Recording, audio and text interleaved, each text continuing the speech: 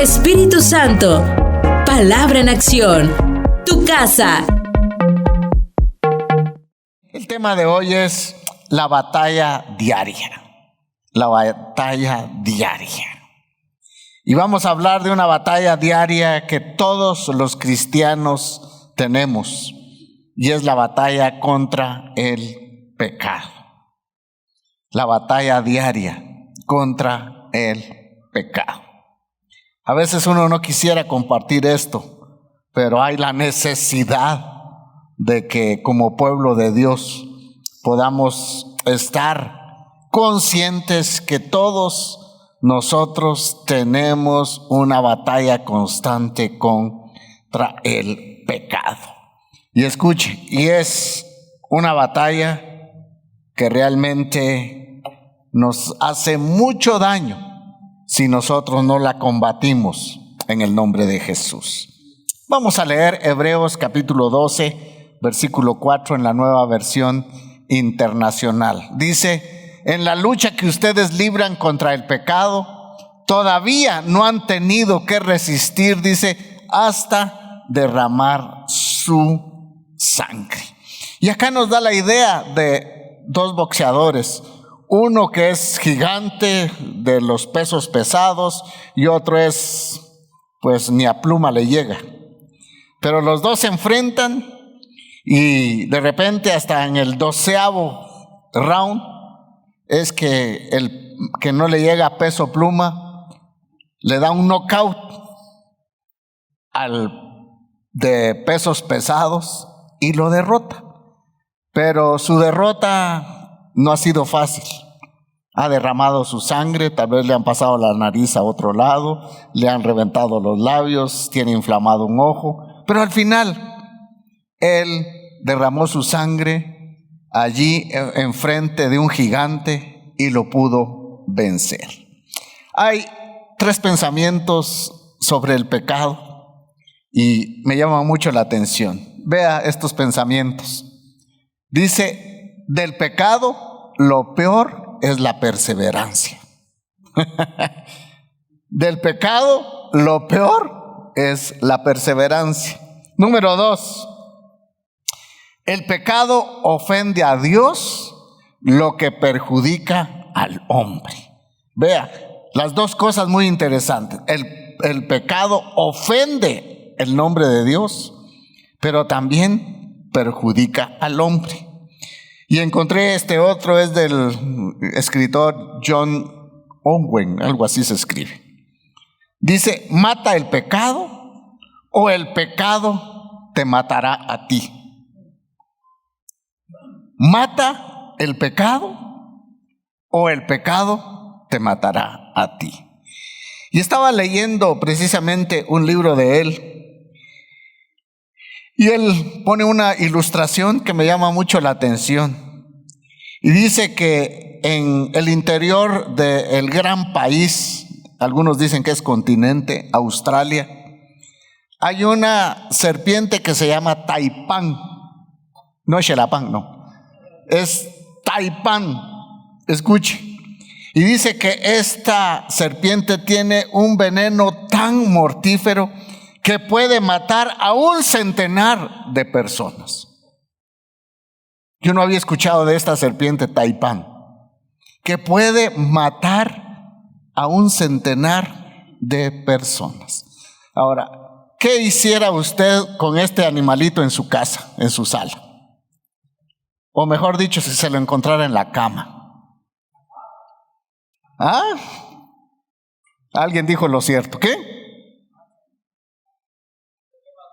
No, usted diría: ay, mi mascota tan linda, ¿verdad?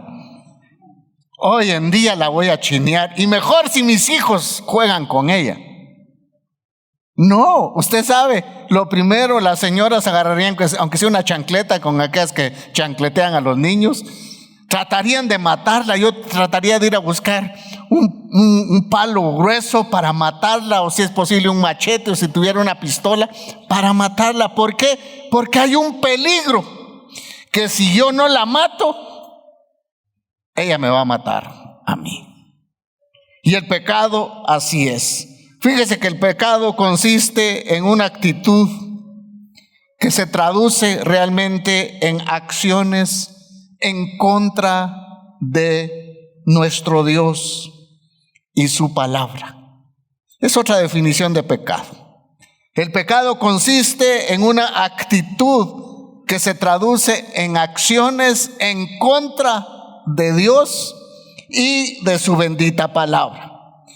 Escuche esto, que el pecado es más que una simple acción. Es un comportamiento del ser humano en total rebeldía y desprecio del hombre al Creador. Y esto es una batalla de todos los hijos de Dios. Los del mundo no batallan con el pecado, ellos se deleitan con el pecado. Pero los hijos de Dios que hemos nacido de nuevo y que hemos degustado la vida espiritual, las riquezas de Cristo en la vida, todos, escuche, tenemos una batalla constante en contra del pecado. No se queda ninguno. Aquí no hay apóstoles, no hay profetas que se queden. Todos los que hemos nacido de nuevo tenemos una batalla constante contra el pecado. Y esta batalla no la podemos ganar con nuestras propias fuerzas. Tenemos que echar mano a los recursos que Dios nos ha dado, y de eso les voy a hablar más adelante. Pero escuche, todos tenemos la responsabilidad de hacer morir lo terrenal en nuestra vida. Si usted quiere, lo puede hacer. Y si no, pues podemos nosotros dejarnos llevar a la deriva y que el pecado haga con nosotros lo que quiere. Entonces, hermanos, si nosotros estamos constantemente luchando, batallando para matar el pecado en nuestra vida, estamos dando un mensaje y damos claras evidencias que somos hijos de Dios. Porque todos los hijos de Dios se enfrentan al pecado. Y nosotros, en nuestro batallar diario, escuche, estamos dando evidencias de que somos hijos de Dios y que no nos deleitamos en el pecado. Cuando yo leía esto, me dolió mucho esto que escribí. Que en este mundo los hijos de Dios no dejamos de ofenderle. Qué feo, ¿verdad? No sé si ustedes se han puesto a pensar, pero yo no quisiera ofender a Dios. No sé usted. No nos sentimos bien ofendiendo a Dios. Hay una voz ahí en nuestro interior que nos dice que no estamos bien, que el Espíritu Santo se contrista y que no estamos agradando a Dios y que tampoco nosotros vamos a ser muy beneficiados practicando el pecado. Y Primera de Juan, capítulo 1, versículo 8, en la Nueva Versión Internacional, vea, dice, esta nos da la certeza que todos los hijos de Dios pecamos. No crea que vengo del mundo pecador, por eso estoy compartiendo esto. No, quiero hablar tal vez una serie de esto, porque es el chicle de diario. Escuche, si afirmamos, dice, que no tenemos pecado, nos engañamos, dice, a nosotros mismos y no tenemos, dice, la verdad.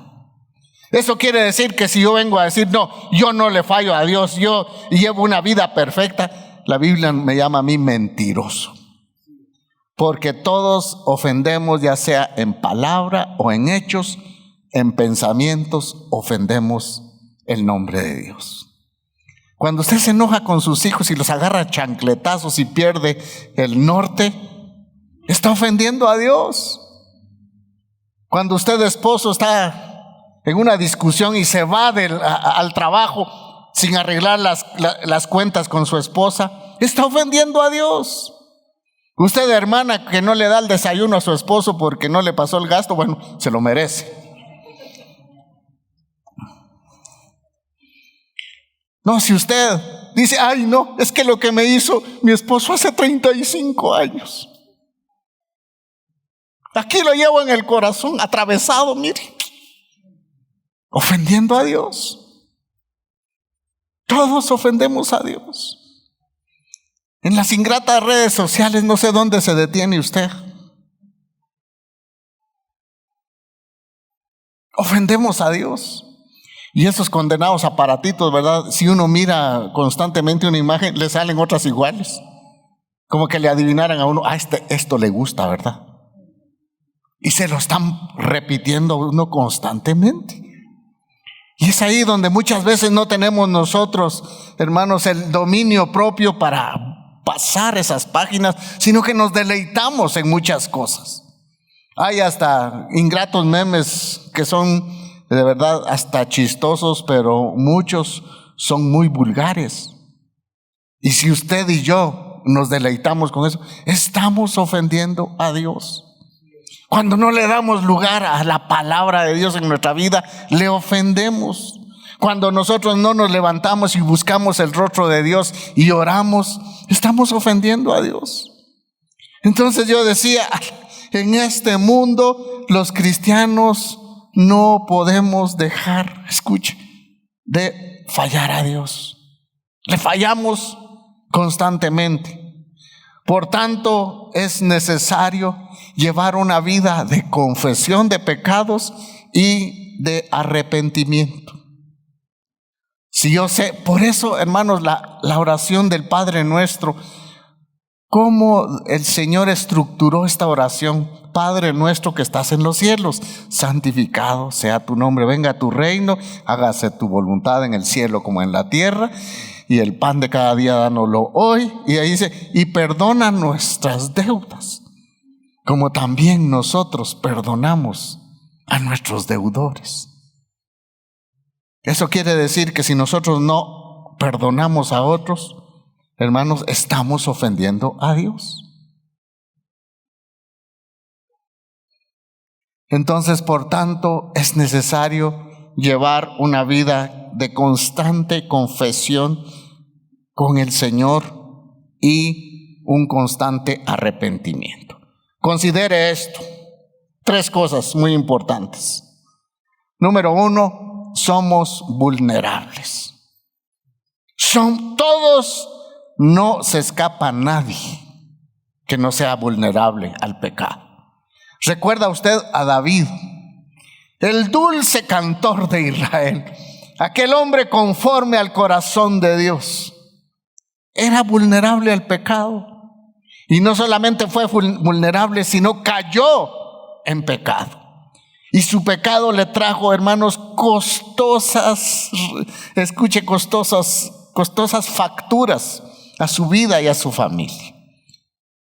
Y el nombre del Señor fue vituperado. Uno dice, aquel dulce cantor de Israel, aquel que uno nunca lo vio hincado ante una imagen, ahora uno lo ve hincado frente al pecado.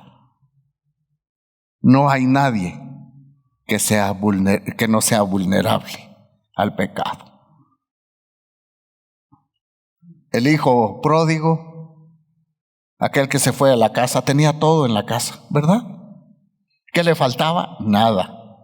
Pero tenía la cosquillita del mundo, no sé dónde de plano había visto su película 3X en Netflix, ¿verdad? Y le llamó la atención cómo era el mundo y se fue al mundo. Ya. Fue a gastarse todo y fue a disfrutar todo. Aquel hombre que lo tenía todo en la casa de su padre, pero había una cosquilla ahí del pecado que le estaba diciendo, dame rienda suelta, por favor, aquí no puedes, tienes que pedir tus bienes e írtelo a gastar a tu sabor y antojo, acá no lo puedes hacer. Así que ándate a una tierra lejana. Pues me voy, dijo él, va. Y se fue. Y usted sabe qué le pasó. Ofende a Dios el pecado y trae serias consecuencias a nuestra vida. 2, reconozca, hermanos, las zonas de peligro. Hay sitios, y especialmente en internet, lugares. Si usted, hermanos, lo domina la pornografía, mire, no vaya a la playa en Semana Santa, porque allá no están vestidas las chicas de monjas. ¿Verdad que no están con burka? ¿Sabe usted qué es la burka? ¿Qué cosa que se ponen los árabes acá, que no se les ve la cara a las mujeres? No, se les ve todo. Si usted tiene muchos problemas por eso, mejor enciérrese. Escuche, reconozca las zonas de peligro, lugares de peligro, canciones de peligro. Había muchas, los que nacimos de nuevo, ya grandes, veníamos con nuestra colección de discos, ¿verdad? De aquellos que cuando oíamos una canción nos elevaba al cielo, ¿verdad? ¿Qué cielo? Nos bajaba al infierno.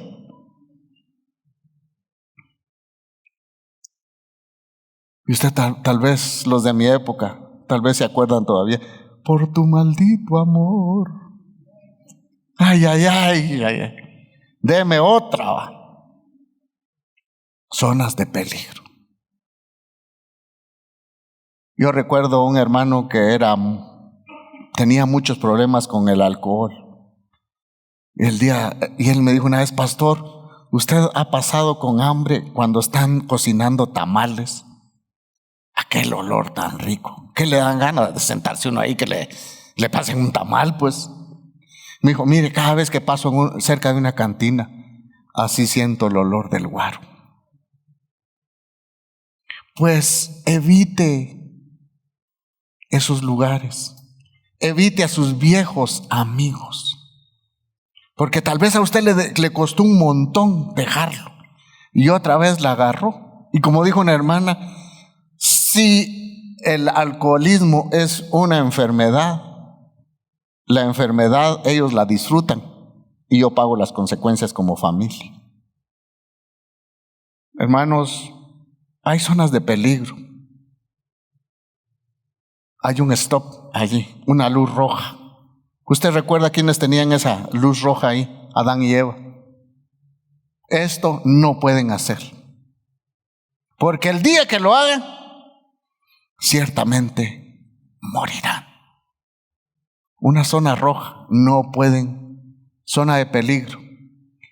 Fíjese que creo que es en Ucrania, sí, está la famosa planta Chernóbil. Sí, Ucrania, ¿verdad?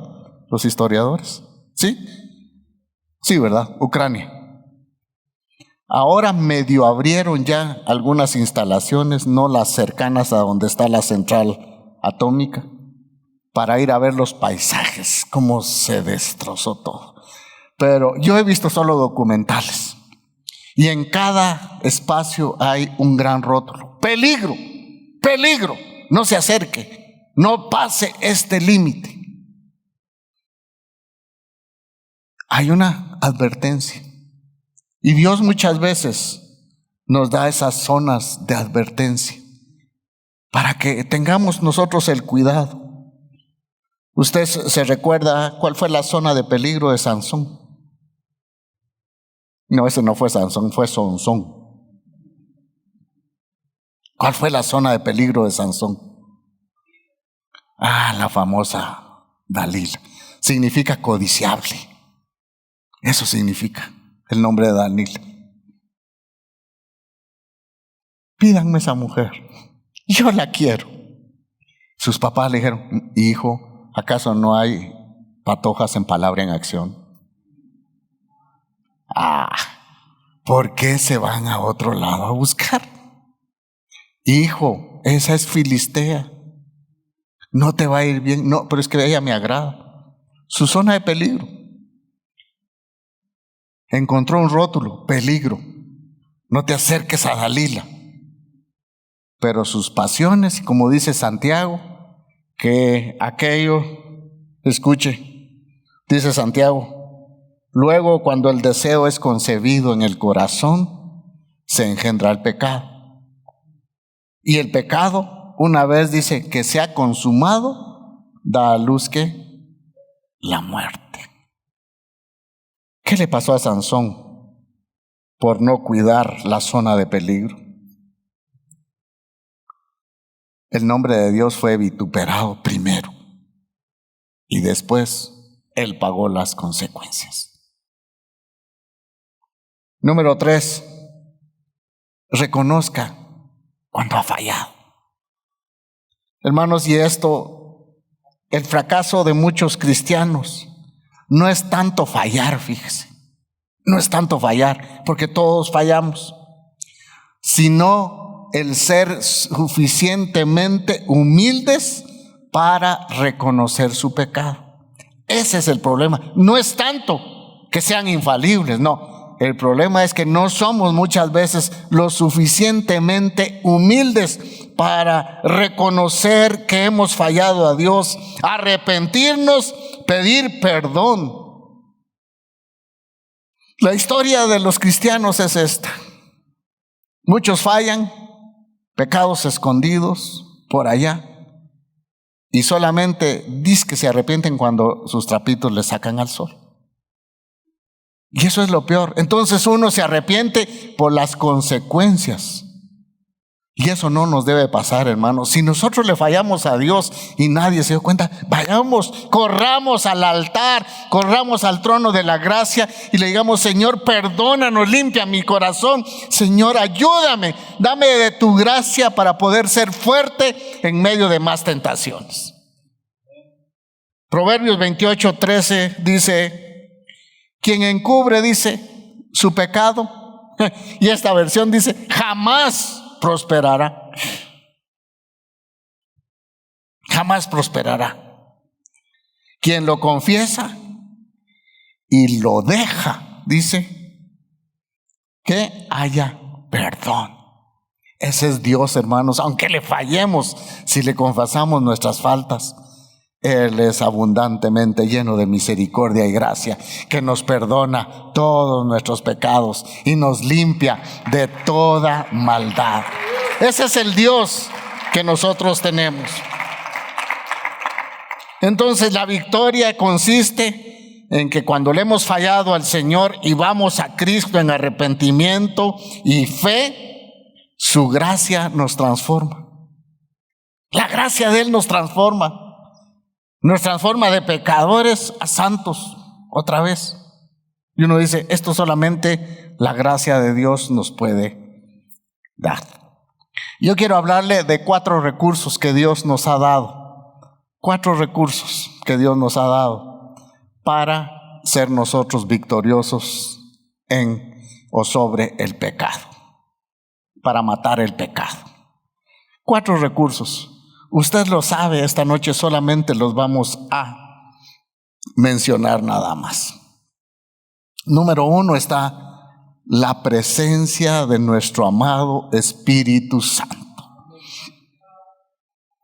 La Biblia nos dice que el Espíritu Santo convence de pecado, de justicia y de juicio. Cuando usted y yo nacimos de nuevo, ¿quién fue el que nos convenció? Que estábamos perdidos, sin esperanza, sin consuelo, sin nada. Fue la voz del Espíritu Santo que nos hizo a nosotros pecadores, no merecedores de la gracia de Dios, pero nos llevó al sacrificio eterno de Cristo para que ahí encontráramos nosotros la libertad total para nuestras almas. Fue el Espíritu Santo que nos convenció. Y muchas veces cuando le fallamos al Señor, el Espíritu Santo nos está hablando, pero hay una dureza en el corazón que amamos el pecado. El sábado pasado el hermano Mario estaba predicando sobre la luz, Mario Sánchez, y habló sobre la luz que se pone, no se pone debajo de un almud o de una caja, sino que se pone en un lugar alto para que alumbre. Pero él dijo algo que me llamó mucho la atención. Dijo él: hay un hilo tan delgado entre la luz y las tinieblas. Un hilo tan delgado que es fácil pasarlo. ¿Cómo es que muchas veces dejamos nosotros de caminar en la luz para empezar a caminar en las tinieblas? Pero como las tinieblas son muchas veces llamativas, que traen alguna satisfacción temporal a la vida, y es por eso que muchas veces cuando sentimos estamos caminando en la luz, si no tenemos cuidado ya damos este paso y empezamos ya a caminar en las tinieblas. Pero el Espíritu Santo es el encargado de darnos a nosotros la fuerza, de conducirnos al trono de la gracia, porque ahí encontramos nosotros el oportuno socorro. La Biblia nos habla, y no voy a leer los pasajes, pero la Biblia nos habla de ser llenos del Espíritu Santo. Y nos habla de que debemos de caminar en el Espíritu Santo. Caminar y ser llenos del Espíritu Santo. O sea, nosotros sufriríamos derrotas del pecado si camináramos en el Espíritu Santo y si constantemente fuéramos llenos del Espíritu Santo. No, absolutamente no. Fuéramos más que vencedores. Pero muchas veces dejamos a un lado el caminar en el Espíritu Santo y ser llenos del Espíritu Santo, y eso nos lleva a practicar las obras de la carne, porque el Espíritu Santo fue el que nos convenció de nuestra condición de pecadores, y a Él debemos acudir, escuche, todos los días, no solamente el domingo, no solamente el día del culto, todos los días debemos de acudir a Él para que Él nos ayude y para que nosotros nos ayude y para que nosotros podamos ser vencedores al Señor y que le busquemos a Él siempre. Número 2, la palabra de Dios. La palabra de Dios, mira, vea, es suficiente para equiparnos para toda buena obra. Ella es tan viva y penetra a lo profundo de nuestro corazón, y muchas veces la palabra es la que hace la división entre lo que está bueno y lo que está malo. Es la bendita palabra de Dios. Por eso el Salmo 119:9 dice: ¿cómo puede el joven llevar una vida íntegra? Dice: viviendo conforme a tu palabra. Hoy en día tenemos cantidad de libros cristianos y nos pueden ayudar, pero no hay mayor bendición que leer y estudiar la palabra eterna de Dios. Por más inspirados que sean algunos libros que nos ayudan, a mí me ayudan mucho algunos libros, pero lo que más nos ayuda es la palabra eterna, que el cielo y la tierra pasarán y ella no pasará. El Salmo 119, versículo 5 dice: tu palabra es lámpara a mis pies, es una luz en mi sendero. Ahora, ¿cuántos han salido de noche ahí sin luz, con el temblor, y salieron corriendo? Y algunos están más chatos ahora porque toparon en las paredes y en las puertas, ¿verdad? ¿Cuántos de ustedes se han tropezado en la noche? ¿Verdad que muchas veces? Pero cuando usted lleva una buena lámpara, ¿verdad que la lámpara nos ayuda a ver los obstáculos que hay, ya sea en el camino o no haya camino, para que nosotros los podamos saltar y los podamos evadir? Y la Biblia dice esto: tu palabra es lámpara a mis pies. Eso quiere decir que todos los días, porque este mundo está lleno de obstáculos, llenos de trampas del enemigo, lleno totalmente. ¿Cómo debemos nosotros andar? Todos los días con nuestra lámpara encendida, que es la palabra de Dios. Y el Espíritu Santo nos recuerda esa palabra. Y Él hace que esa palabra cobre vida en nosotros. Y es una luz, dice, en mi sendero.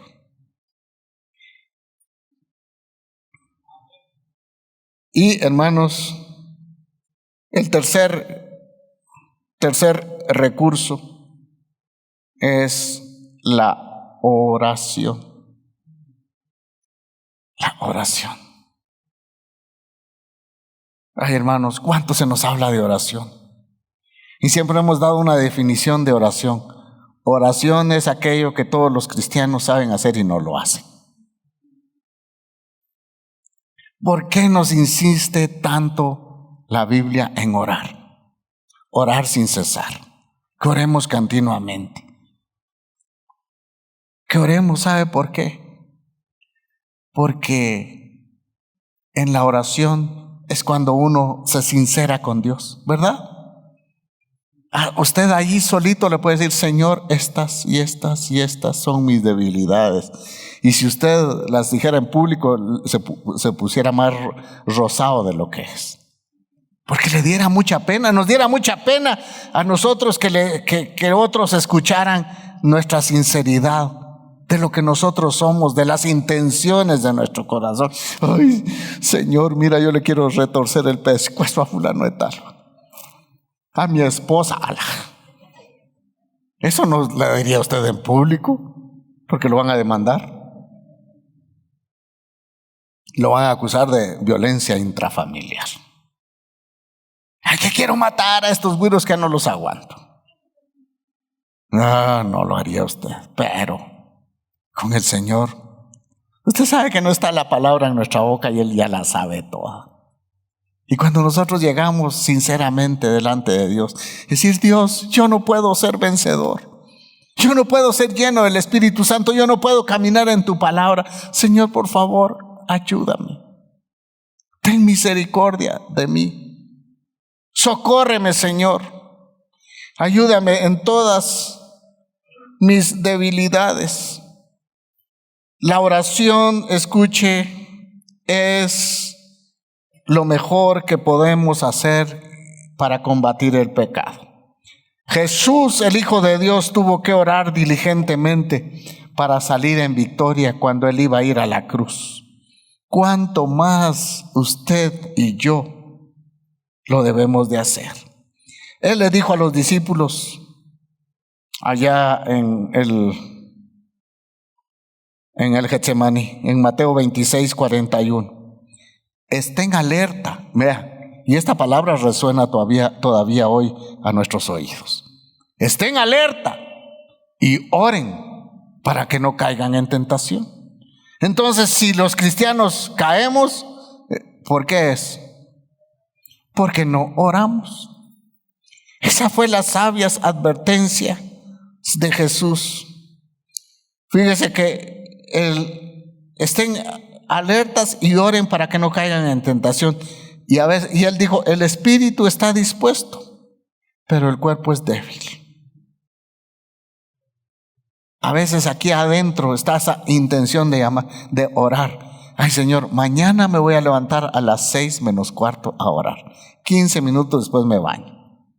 Deja usted el despertador y automáticamente suena la primera vez y casi usted lo apaga, ¿verdad? Un minuto más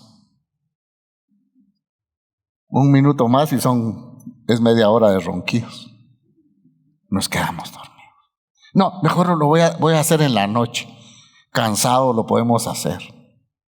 Hermanos, seamos sinceros. ¿Cuántos de ustedes se han quedado dormidos en la oración? Vivita, sincera. Ya 2, 3, 4, 5. Bueno. Y un día estaba hincado y me eché un cuaje. Creo que estaba roncando y mi esposa me dice: mejor anda a dormir y te levantas temprano.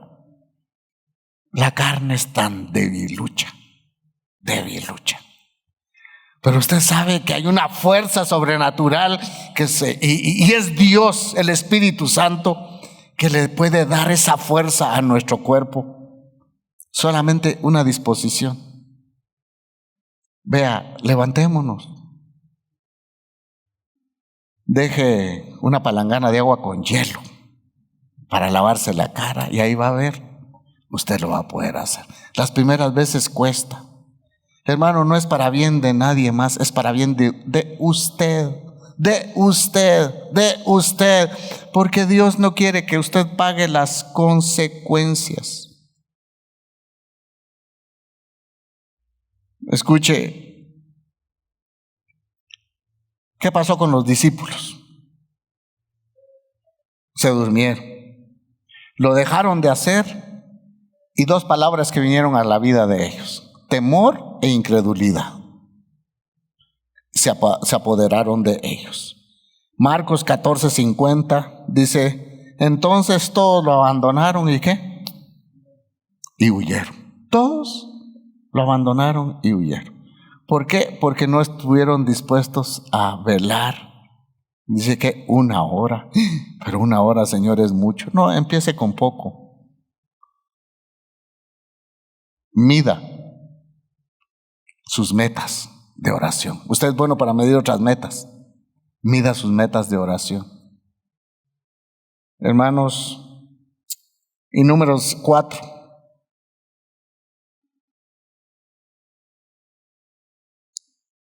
La asistencia a una iglesia local.